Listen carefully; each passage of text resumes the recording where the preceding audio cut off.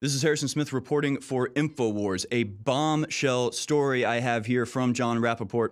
Hillary never had a State Department email address. All emails were sent to her at her private, unsecured email.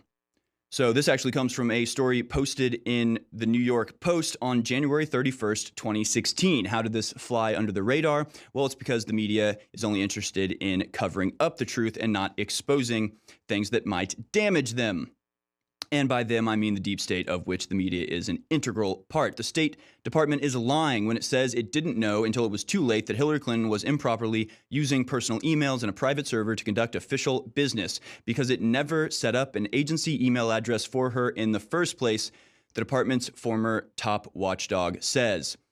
Howard J. Krongard, who served as State Department's Inspector General from 2005 to 2008, says that this was all planned in advance to skirt rules governing federal records management.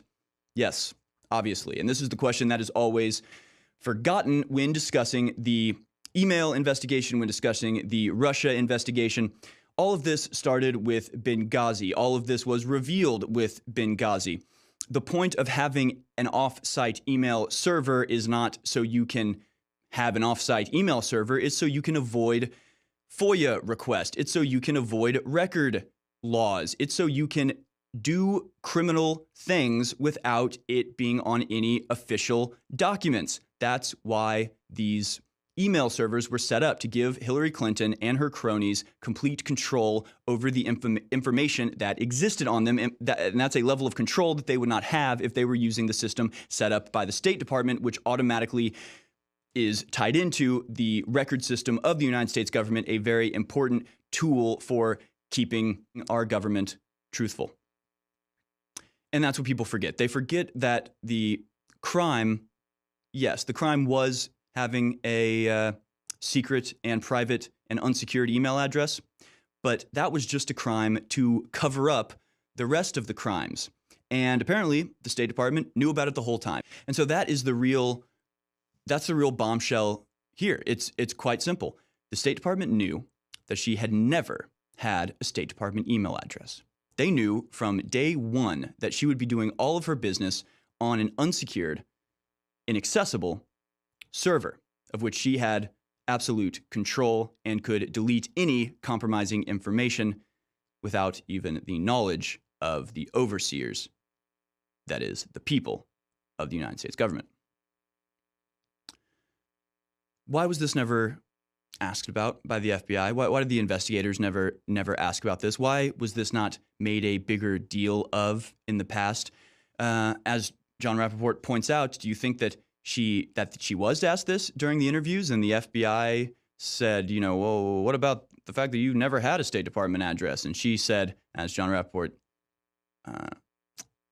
ponders, maybe she said, hey, we're all in this together, so why don't you just forget that server? Why don't you just ignore the fact that I never even set up a State Department email address? Now that's speculation, but it's speculation based off some very good sources, based off some facts that we already know. For example, the FBI agents who were conducting the Hillary Clinton investigation knew not to go in, quote, loaded to bear, because she would certainly enact retribution on whoever treated her harshly once she became president. See, everybody in the State Department, everybody in the DOJ, everybody in the FBI that was tied in with this deep state cabal that was working behind the scenes to delegitimize, to corrupt, and to destroy the Trump campaign and then the Trump presidency. Well, during the campaign, they all knew that Hillary Clinton would win. They knew because they thought they had it rigged.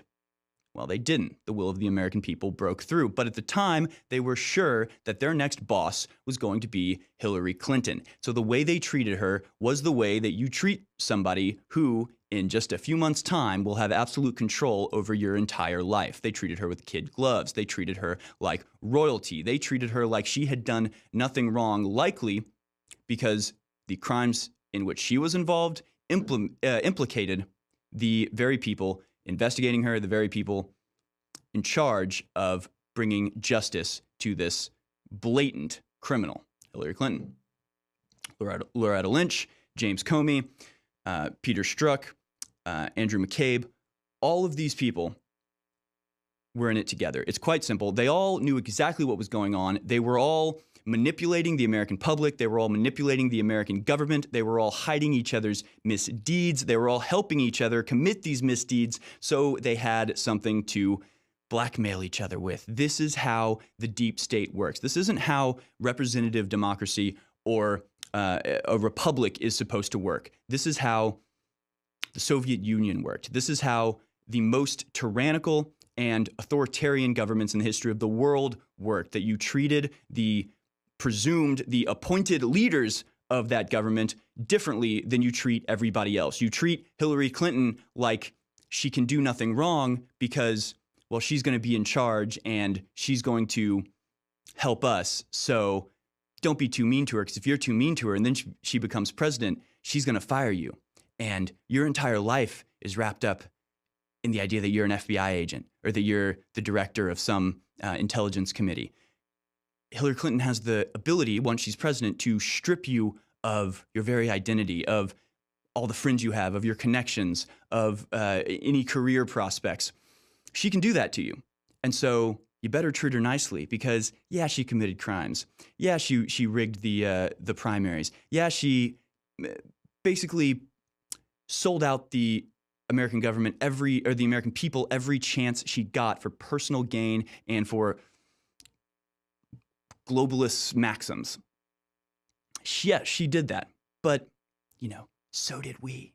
So did we. So you better be nice to her. Or, yeah, but she's gonna be in charge. So let's just ignore all that. Let's not do our job. Let's not find justice. Let's not punish criminals. Let's not bring down one of the most corrupt, destructive, and evil people to ever hold a powerful position in the United States government. Let's not do any of that.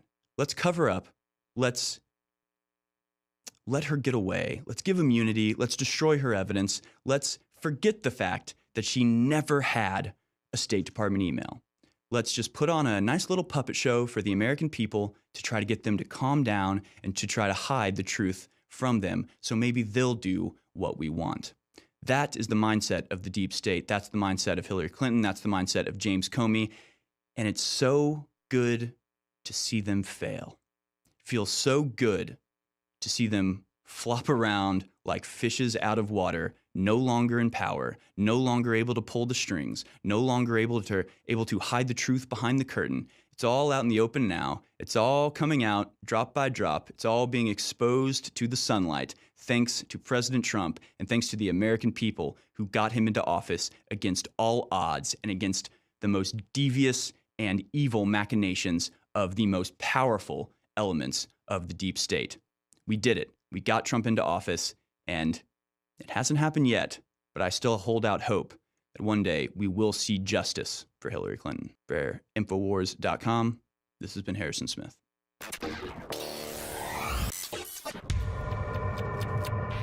Every morning before I start writing or shooting a video, I take 2 capsules of Brain Force for a sustainable burst of energy. This is, without question, the most powerful nootropic I've ever taken, and it comes without any of the crashes or the jitters associated with energy drinks. It's additive-free, nothing artificial. It's Brain Force Plus. Read thousands of 5-star independent reviews right now and get your Brain Force Plus at InfoWarsLife.com.